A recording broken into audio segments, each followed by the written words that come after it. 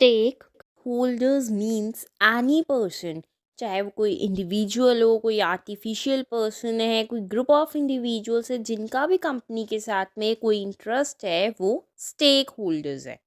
Company के decisions, actions या policies की वजह से स्टेक होल्डर्स का इंटरेस्ट इफेक्ट कर जाता है। इस वीडियो में हम करने जा रहे हैं types of stakeholders. There are two types of stakeholders actually, internal stakeholders and external stakeholders. Internal stakeholders वो होते हैं, वो पार्टीज होती हैं कंपनी में वो जो डायरेक्टली पार्टिसिपेट करते हैं। एक्सटर्नल स्टेक होल्डर्स जो है वो मैनेजमेंट में पार्टिसिपेट नहीं करते, लेकिन वो भी अफेक्ट करते हैं कंपनी के डिसीजंस, एक्शंस, पॉलिसीज की वजह से। Types of internal stakeholders: owners, board of directors, managers, employees. Owners, as per the Companies Act, business और ऑनर जो है ये दोनों सेपरेट लीगल एंटिटी है।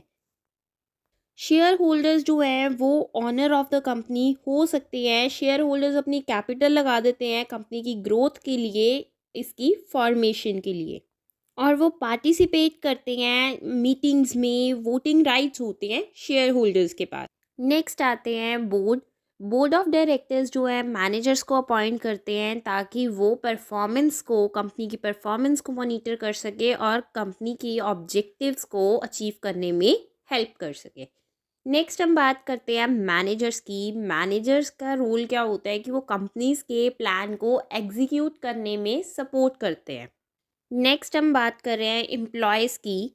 अगर कंपनी रिस्की डिसीजंस लेती है तो सबसे ज़्यादा हार्म जो है वो सबसे नीचे वाली लाइन में होता है, जो कि एम्प्लॉयज़ हैं।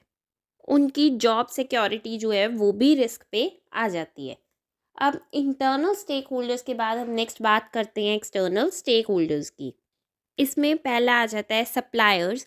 अगर कोई सप्लायर्स कंपनी को क्रेडिट पे गुड्स दे रहे हैं तो उनको टाइमली पेमेंट हो रही है, नहीं हो रही, उनको भी कंपनीज के डिसीजंस अफेक्ट करते हैं। नेक्स्ट बात करते हैं कंपनी के कस्टमर्स की। कस्टमर्स को हाई क्वालिटी गुड्स चाहिए होती है एट कॉम्पिटिटिव प्राइजेस पे। जहाँ पे उन्हें अच्छी गुड्स कम प्राइजेस में मिलेंगी वो वहीं पे जाएंगे। तो इसी वजह से अगर एक कंपनी प्राइजेस इंक्रीज कर देती है कि अपने प्रोडक्ट के, तो इससे कस्टमर्स भी अफेक्ट करते हैं। नेक्स्ट हम बात करते हैं सोसाइटी की। कंपनीज जो हैं वो सपोर्ट कर सकती हैं सोसाइटी को भी कि स्कूल्स, कॉलेजेस डेवलप करके, किसी भी सोसाइटी में यूनिवर्सिटीज़ डेवलप करके, हेल्थ फैसिलिटीज़ वगैरह देके। नेक्स्ट हम बात करते हैं गवर्नमेंट की। कंपनीज जो है वो रेगुलेट की जाती है, कंट्रोल की जाती है गवर्नमेंट के रूल्स एंड रेगुलेशन से, कि जो टैक्सेस वगैरह पे करनी है, ड्यूटीज़ पे करनी है बिजनेस ने, वो किस भी हाफ पे करनी है। नेक्स्ट हम बात कर रहे हैं क्रेडिटर्स की। गुड्स क्रेडिट पे दी जा रही हैं, अगर क्या उन्हें टाइमली पेमेंट हो रही है।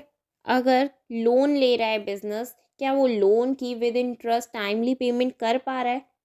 नेक्स्ट हम बात करें कॉम्पिटिटर्स की। कोई भी कंपनी है वो डायरेक्टली या इनडायरेक्टली अपने कॉम्पिटिटर्स की परफॉर्मेंस को अफेक्ट करती है। हम कुलचे वाले की एग्जांपल लेके भी समझ सकते हैं कि पहले लोग एक ही कुलचे वाले के पास कुलचे लेने आते थे क्योंकि एक ही शॉप थी उस मार्केट में।